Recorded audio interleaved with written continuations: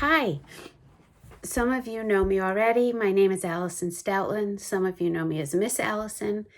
Um, with all that's going on in our world today, I was just trying to figure out some way I could help. So I'm doing what I do best, which is talking and reading my books.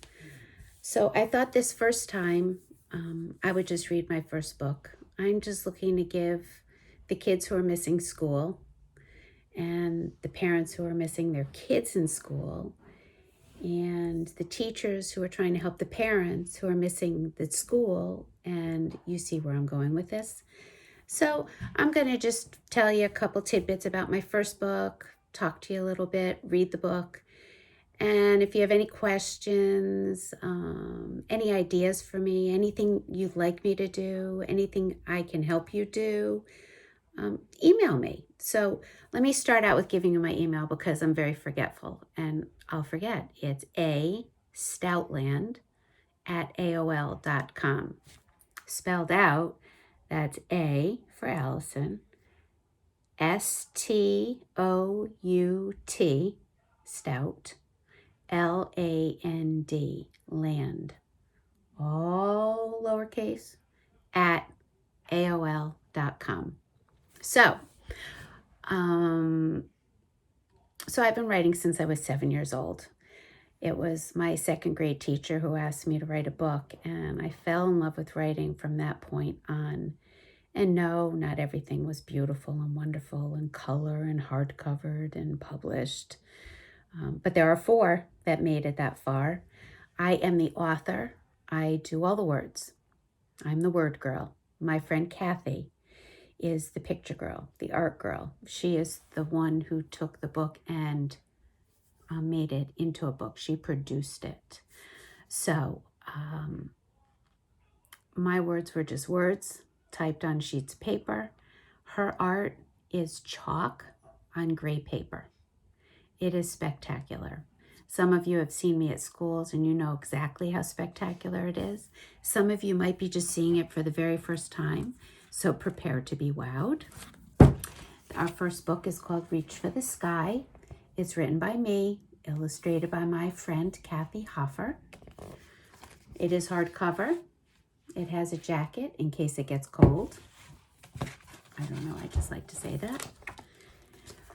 Something new for me. Usually when I turn pages, I kind of wet my fingers so I can get an edge on it. No more.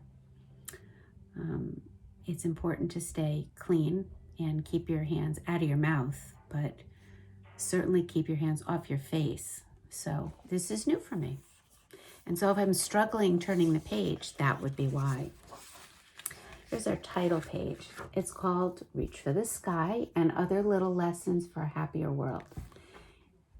And our company name is Inch by Inch Publication. Here is the dedication page, and it reads, "To my kids who knew me as Miss Allison, and to my kids who know me as Mom, never ever give up." And then Kathy wrote, "To Jim, who taught me that laughing out loud is good for the soul, and to Tara, Shannon, and Molly, who make me smile from the inside out." And those are her 3 beautiful girls. And this was written 25 years ago. They're women now.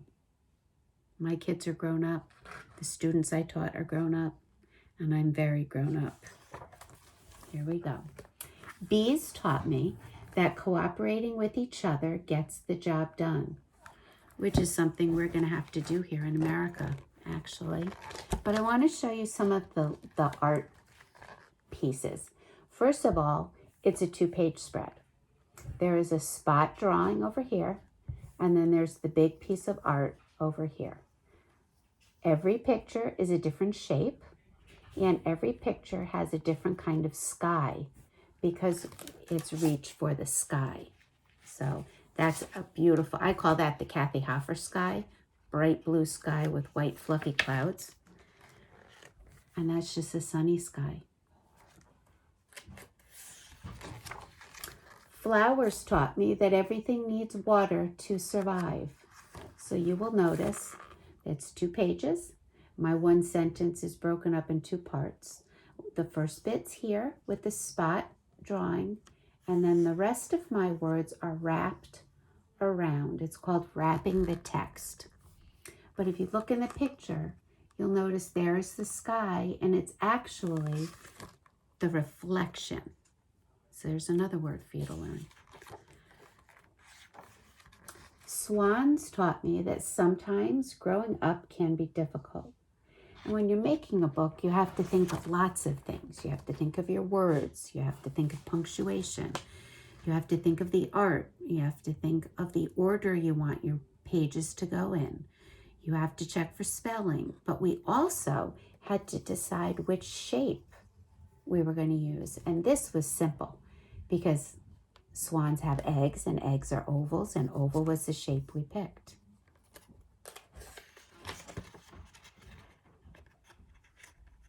It's hard to do this without wetting your finger. My dog taught me that there's no one quite as special as your best friend. Now you have to look very carefully at this piece of art, okay? I've been looking at this for 25 years now. First, you see that it started out as a circle. But Kathy's artistic, so she always does something to the edge. So she cut off the bottom and she made it a deck. And the girl and the boy are looking at a sunset sky. But look in between them. This exact same shape is mimicked right there between the two of them, the two best friends. Cats taught me that lying in a sunny spot is a wonderful feeling. And there's the cat sleeping, and this is Kathy's cat. His name was Claus, and he was sleeping on the kitchen chair. And Kathy decided she needed a picture of a cat for my words, and so she grabbed her gray paper and her chalk, and she drew this picture. And there you see she drew a mouse who's quietly watching the cat sleep. Snowflakes taught me that no two people are exactly the same. And when we made this book, we also made sure that there were kids of all different sizes and shapes and colors, ethnicities. Their hair was different. There were boys, there were girls. And we also made sure we put animals in it too. So there's a pattern. There are kids on this page, so the next page. Well, clearly I don't know my book very well. I thought it was an animal person pattern. Well, maybe if I remember, we'll check. But that's a girl, I know. Clouds taught me that beauty comes in all shapes and sizes. I just love this lesson. So this is Kathy's daughter, Molly. And I guess it was a snowstorm outside when she drew this picture. You can't ask your daughter to run outside in a snowstorm and lay on the ground in shorts. So she said, Molly, go lay on your bed. And instead of drawing the bed, she drew grass. Instead of the ceiling, she drew, sky. And instead of a sweatsuit, she put Molly in shorts. Kathy says when you're an artist, you don't have to draw what you see. You draw what you want to see. And that's what Kathy wanted to see. I'm still surprised it's not an animal kid pattern. I'm telling you, this is hard. Okay, the inchworm taught me to never, ever give up. And if you look right here, you can see there's an inchworm. And if you go all the way up to the top, you see the tomato. And that inchworm really wanted that tomato. All her friends said she was too little, it was too high, too far. And she said, nope, I'm never going to give up. And then if you look right over here at the spot, art, what do you see there on the tomato? Right. She made it. There's a hole there. All right. Snowmen taught me that sometimes things you love go away. And that's a sad lesson because sometimes things do go away. And because it was sad, we didn't want people to read the book and be sad for too long. So then we put a funny lesson on the next page. Pigs taught me that getting dirty is okay. And getting dirty is okay. But these days, we need to make sure that we're clean. So we have to make sure that we're always washing our hands, that we're using hand sanitizer. When we say hi to people these days, we're not fist pumping, handshaking, or hugging. Now we're elbow knocking, foot tapping, smiling. You can always smile. But you could still go outside and play in the mud. You just have to clean up because it is fun. Giraffes taught me to reach for the sky. And this is where Kathy decided to make the cover art come from. Those little hands right there are right there on the front.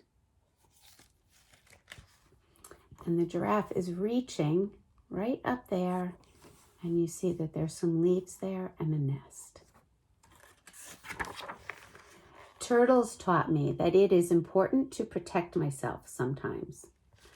And this, if anyone's ever heard me tell my story, is the Marquise lesson. Here's the turtle. He's peeking out his eyes right there under the shell because there's a storm. And when the storm is over, he can come out and there's a rainbow. Because after everything's sad, there's always something good happening. So it may feel sad now and dark and gloomy sometimes, but just be patient. It'll be okay. Sometimes it just takes time. You know, you can't be happy if you don't know what sad feels like. Remember that.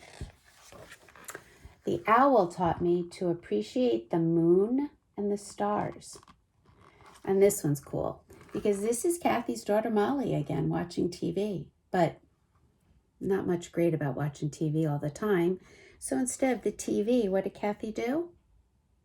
Nighttime sky. And what'd she do to Molly? Yeah, she turned her into a boy because we didn't want a book full of girls. We wanted boys to feel included too. And why in the world would we have picked this shape? Right, moon and the stars. And bears taught me that snuggling up for the night invites sweet dreams. And the reason we picked this lesson to be our last is because we hoped that when parents and kids read this book at night for bedtime, they would read this book, they would shut it, and they would go fast asleep. That's why we picked that to be our last lesson. So, I love this book. I hope that you people out there are safe. You're sane, you're staying sanitized, and you're being kind to one another. And this has only been 13 minutes, so I guess I'm going to have to just talk a little bit longer the next time. If you have any questions, any ideas for me, anything you would like me to talk about, just email me at astoutland@aol.com. So, until we meet again, reach for the sky and have a great day.